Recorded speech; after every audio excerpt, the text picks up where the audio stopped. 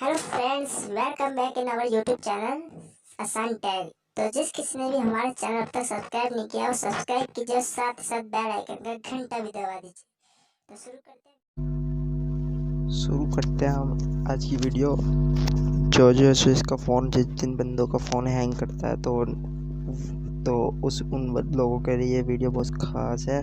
पूरी देखिए और चैनल को सब्सक्राइब और लाइक भी करिए और इस वीडियो को पूरा देखिए, स्किप मत करिए बिल्कुल भी। तो दिखाते हैं सबसे पहले जिसका भी फ़ोन हैंग होता है सबसे पहले वो अपनी सेटिंग में जाए फ़ोन की, फिर स्क्रॉल डाउन करके अबाउट फ़ोन में जाए।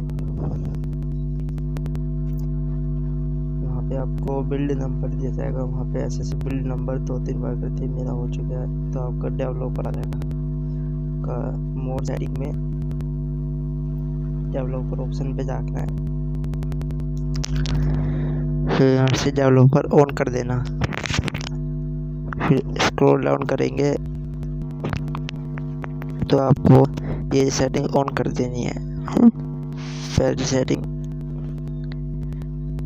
आपकी ये आपका यहाँ होगा, इसे आपको 1.5x पे कर देना, 0.5x पे 0.5x पे 0.5x पे।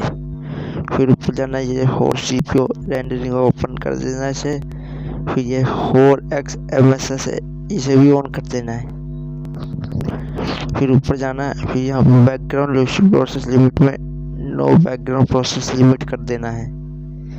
उसके बाद आपको बैक जाना है, फिर एक बार फिर बैक जाना है। फिर आपको यहाँ आ जाना है यूज़र अकाउंट में। यहाँ ये ऑटोमेटिकली सिंक डाटा ऑन होगा, इसे बंद कर देगा, ऑफ कर देना।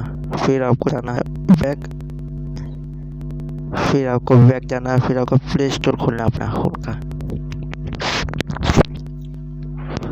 जैसे आपको प्ले स्टोर खोलेगा, साइड में 3 लाइनें आएंगी, इस पर क्लिक करना है, फिर सेटिंग पे जाना है,